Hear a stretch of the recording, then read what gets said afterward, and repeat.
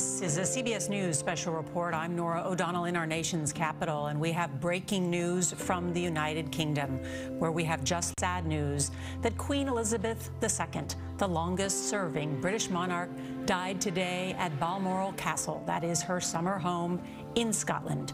Her Majesty was 96 years old and had spent a record 70 years on the throne.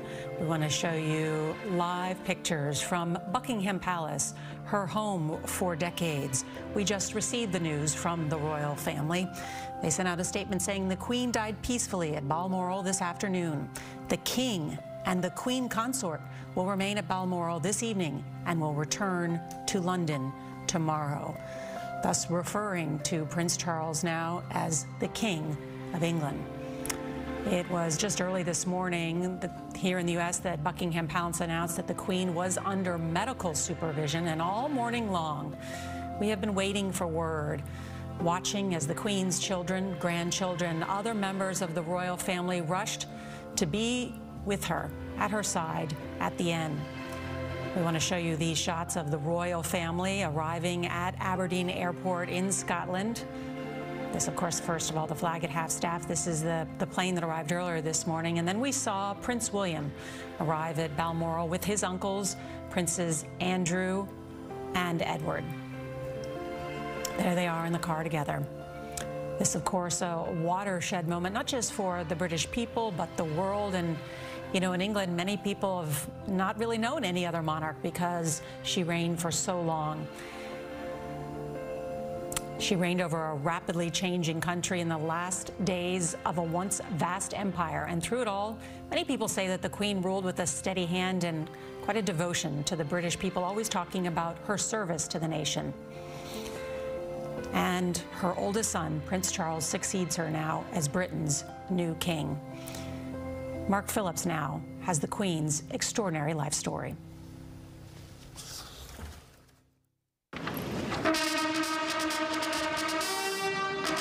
She was not born to be queen, but she became so much more than the ceremonial head of state of a mid-sized European country.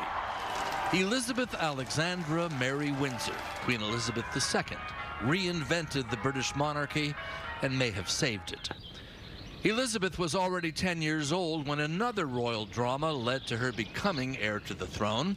In 1936, her uncle, Edward VIII, abdicated to marry the American divorcee Wallis Simpson, and the royal line shifted to her father, George VI, and so to her. The young Princess Elizabeth was already a public favorite. During the Second World War, she had worked to raise the country's morale, and she had also served as a volunteer in the war effort. I am sure that you are often thinking of the old country to make the world of tomorrow a better and happier place. Her marriage to Philip Mountbatten, an anglicized member of the deposed Greek royal family, gave a war-weary country something to celebrate. And the children the marriage produced, first Charles and then Anne, secured the future. Elizabeth's coronation in 1953 was the first ever to be televised. Its combination of ancient ceremony and glittering glamour cemented her as the personification of Britain's post-war rebirth. And it began a reign with a singular purpose. I declare before you all that my whole life, whether it be long or short, shall be devoted to your service. Elizabeth's reign would be the longest ever in a royal bloodline that goes back over 1,000 years. But the royal ride was sometimes bumpy. The stability and continuity the monarchy was supposed to provide began to look shaky as one by one the royal marriages broke down around her. Her sister Margaret's, her daughter Anne's, her son Andrew's. They all ended in awkward divorces. None was uglier than the breakup of Prince Charles and Diana Spencer. The long public unraveling of the marriage of the heir to the throne seemed to shake the very foundations of the royal household. When, in the early 1990s, Windsor Castle also went up in flames, the Queen's famous stoicism was tested. 1992 is not a year on which I shall look back with undiluted pleasure.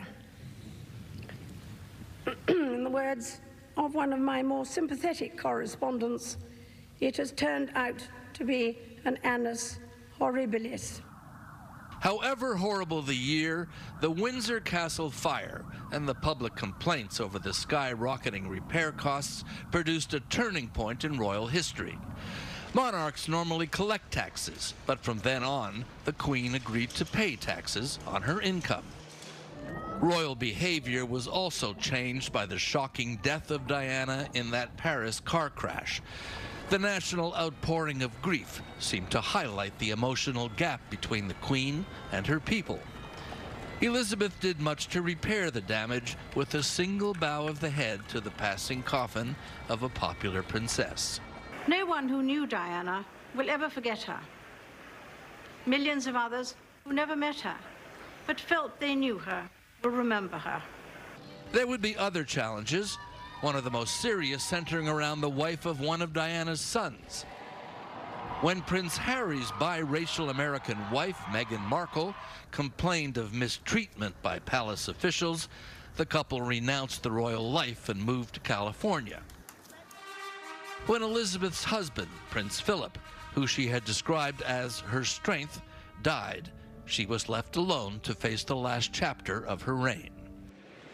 Over 7 decades on the throne, Elizabeth redefined the monarchy, remade it for a more modern, less deferential age. And in the process, she became not just Queen of Great Britain, she became, in a way, Queen of the world. Mark Phillips, CBS News, London. And a remarkable life and legacy we want to show you now. Live pictures from Buckingham Palace, where they have just posted the notice of Her Majesty's passing. Out front, where their crowds have gathered there. Holly Williams is there outside Buckingham Palace, and Holly, there have been signs that her health was failing in recent days. That's correct, Nora. I mean, she's been in poor health for months now, experiencing mobility issues. We've frequently seen her using a walking stick. She's missed some very important events because of her health, including some of the events at her Platinum Jubilee, which was celebrated this past summer. And then this week, the UK has a new Prime Minister. The new Prime Minister has to meet the Queen. Typically, that happens here in London at Buckingham Palace, but it was unprecedented this time. The new Prime Minister, Liz Truss, travelled around 500 miles to Scotland to meet the Queen. And those, I believe, the final images that we have of the Queen appearing in public, looking very elderly and very frail. I think it's impossible to overstate the extent to which this is the end of an era. She was a tiny woman in physical stature, but she was a giant, a towering figure in this country. She ascended the throne when she was a fresh-faced young mother. She is leaving it a great grandmother. When she ascended the throne, Winston Churchill was the Prime Minister in this country, and British people were enduring austerity following World War II. It is now a modern, multicultural society. I think Queen Elizabeth II's trademarks are known not just here in this country, but around the world. She was known for her big hats, for her love of bright colours, for her love of sensible shoes, and for her beloved corgi dog. She was always seemingly surrounded by a swarm of them. Then we can expect a period of several days of national mourning in this country. Her successor, as you mentioned, is Charles, her eldest son. As I said, this really is the end of an era. And to give you an indication of that, for more than 70 years, the national anthem of this country has been God Save the Queen. It will now become God Save the King.